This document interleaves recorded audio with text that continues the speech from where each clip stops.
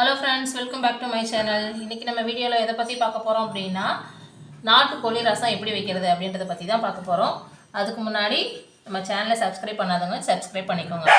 இப்போது நாட்டுக்கோழி ரசம் பண்ணுறதுக்கு என்னென்ன பொருள் தேவை அப்படின்றத பார்த்துடலாம்.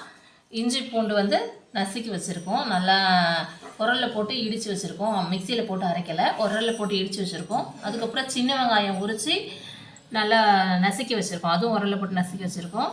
அப்புறம் கருவேப்பிலை, அப்புறம் தக்காளி, ஒரு 4 தக்காளி எடுத்து சின்ன சின்னதாக கட் பண்ணி வச்சுருக்கோம்.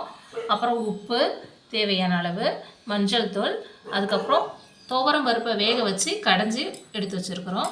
அப்புறம் இதில் பார்த்திங்கனாக்கா தேங்காய், பொட்டுக்கடலை, பெருஞ்சீரகம், பட்டை, கிராம்பு, கசகசா, உளுந்து இதெல்லாம் வறுத்து போட்டு அரைச்சி வச்சுருக்குறோம்.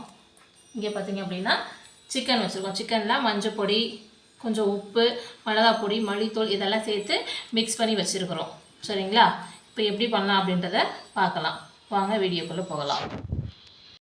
வானலை அடுப்பில் வச்சுக்கலாம். வானலை அடுப்பில் வச்சு தேவையான அளவு எண்ணெய் ஊற்றிக்கலாம். கடலெண்ணெய் ஊற்றிருக்கிறோம். கடலெண்ணெய் காஞ்சதுக்கப்புறம் அடுத்து நம்ம வெங்காயம் சேர்க்க போகிறோம்.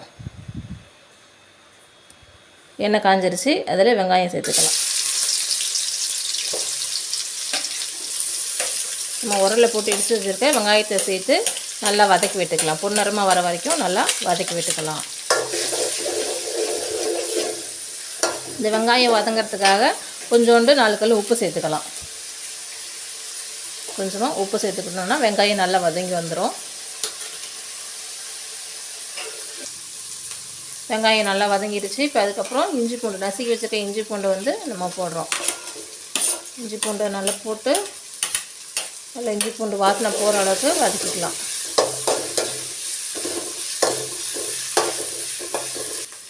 இஞ்சி பூண்டு நல்லா வதக்கியாச்சு. அதுக்கப்புறம் கொஞ்சம் கருவேப்பிலை ஆட் பண்ணிக்கலாம்.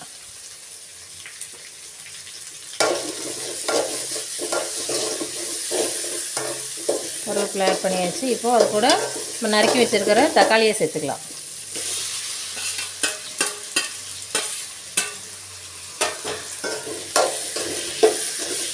தக்காளியை சேர்த்து நல்லா வதக்கி விடுங்க. ஏற்கனவே நம்ம வெங்காயம் வதங்கிறதுக்கு உப்பு போட்டிருக்கோம், அந்த உப்பு கொஞ்சம் இருக்கும். ஸோ அதே என்ன பண்ணிடும் அப்படின்னா தக்காளி நல்லா வதக்கி கொடுத்துரும்.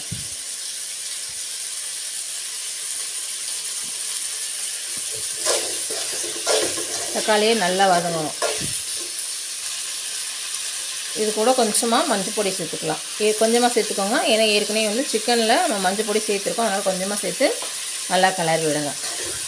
இந்த தக்காளியோட மஞ்சள் பொடி சேரும்போது கொஞ்சம் சீக்கிரமாக வதங்கிடும்.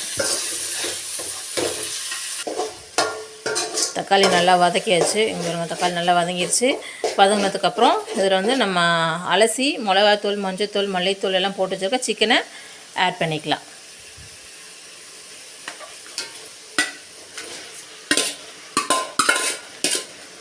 சிக்கனை ஆட் பண்ணி நல்லா கிளறி விட்டுக்கோங்க.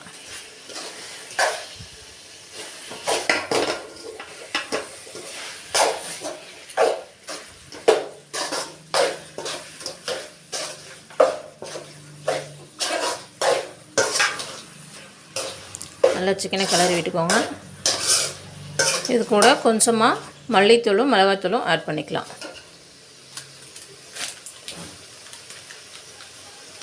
ஏன்னா ஏற்கனவே போட்டிருக்கோம், அதனால் கொஞ்சம் லைட்டாக ஆட் பண்ணால் போதும். சிக்கனில் நம்ம போட்டு ஆல்ரெடி கிளறி வச்சுருக்கோம். இப்போ லைட்டாக மல்லித்தூள், மிளகாத்தூள் ஆட் பண்ணிக்கலாம். ஆட் பண்ணிவிட்டு நல்லா கிளறி விட்டுக்கலாம்.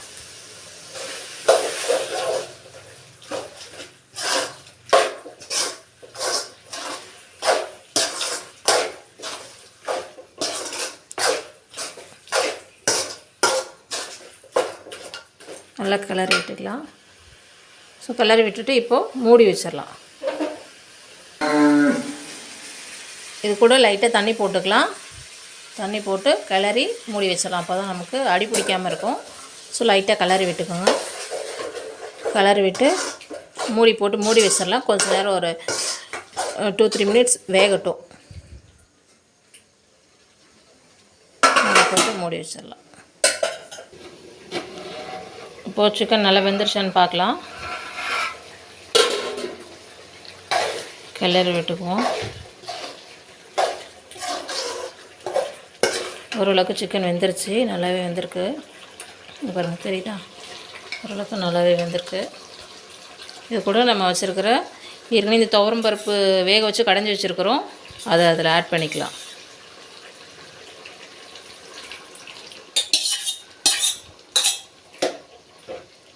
துவரம் பருப்பு ஆட் பண்ணியாச்சு.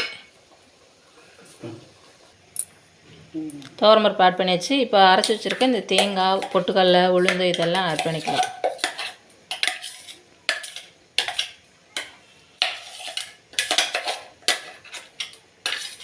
ஆட் பண்ணி நல்லா கிளறி விட்டுக்கலாம். நல்லா கட்டி இல்லாமல் நல்லா ஃபுல்லாக இந்த மாதிரி கிளறி விட்டுக்கோங்க.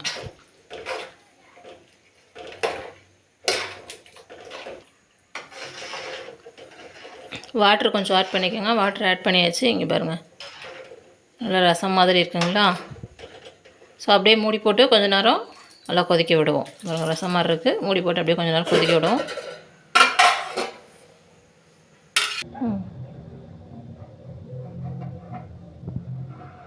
இப்போ பாருங்கள், குழம்பு கொதிச்சுது, நல்லா கொதிஞ்சிருச்சு. நல்லா கிளறி விட்டுக்குவோம். பார்த்திங்களா, நல்லா கொதிஞ்சிருச்சு. அவ்வளோதாங்க, நாட்டுக்கோழி ரசம் இவ்வளோ தான். ரசம் மாதிரி இருக்குங்களா? உடம்பு வலி உள்ளவங்க எல்லாம் இதை சாப்பிட்லாம், நல்லாயிருக்கும். உடம்பு வலியெல்லாம் கேட்கும். நார்மலாகவே சாப்பாடு செஞ்சு இதை ஊற்றி சாப்பிட்டோன்னாலே நல்லா டேஸ்ட்டாக இருக்கும். நீங்களும் வீட்டில் செஞ்சு சாப்பிட்டு பார்த்துட்டு எப்படி இருக்குன்னு சொல்லிட்டு கமெண்ட் பண்ணுங்கள் ஃப்ரெண்ட்ஸ். ஓகே, தேங்க்ஸ் ஃபார் வாட்சிங்.